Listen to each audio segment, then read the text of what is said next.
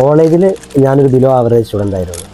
Google, PepsiCo, Amazon ഇതുപോലത്തെ MNC കമ്പനിയിൽ work ചെയ്യണമെന്നാണ് നമ്മുടെ നാട്ടിലെ കുട്ടികളുടെ ആഗ്രഹം. പക്ഷെ അവരെ കൊണ്ട് പറ്റുന്നില്ല. ഇർഫാൻ ഓൾറെഡി പെപ്സിക്കോന്റെ ഇന്റർവ്യൂ ക്രാക്ക് ചെയ്ത് അവിടെ ഫിനാൻസ് മാനേജറായിട്ട് വർക്ക് ചെയ്ത നമ്മുടെ കുട്ടികൾക്ക് അവിടെ എങ്ങനെ ജോലി കിട്ടും? കേരളത്തിലെ 90% പിള്ളേർക്കും അറിയാത്തൊരു കാര്യമാണ്. അത് ഞാൻ എന്താണെന്ന് പറഞ്ഞുതരാം.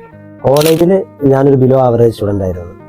ക്യാമ്പസ് പ്ലേസ്മെന്റിന്റെ സമയത്ത് ഞാൻ ചിന്തിച്ചിരുന്നു, നമ്മളൊക്കെ ചിന്തിക്കുന്ന പോലെ ഞാനും ചിന്തിച്ചിരുന്നു, നമ്മളെക്കൊണ്ട് ഇതൊക്കെ പറ്റുമോ, ഇന്റർവ്യൂസ് ക്രാക്ക് ചെയ്യാൻ പറ്റുമോ, അല്ലെങ്കിൽ നമുക്കതിനുള്ള സ്കിൽസ് ഉണ്ടോ എന്നൊക്കെ ഞാനും ചിന്തിച്ചിരുന്ന ഒരാളാണ്.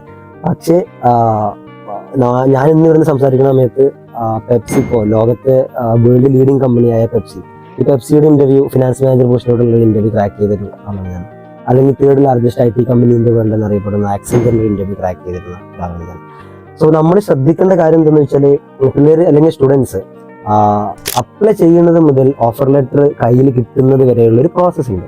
ആ പ്രോസസ്സിലെ ഓരോ ടാസ്കും അത് എടുക്കേണ്ട രീതിയുണ്ട്, അതല്ലെങ്കിൽ അത് ചെയ്യേണ്ട ഒരു രീതിയുണ്ട്. ആ രീതിയിലൂടെ തന്നെ നമ്മൾ ചെയ്തു കഴിഞ്ഞാൽ നമുക്ക് ഇന്റർവ്യൂ ക്രാക്ക് ചെയ്യാൻ പറ്റുന്നതാണ് എൻ്റെ ഒരു വിശ്വാസം.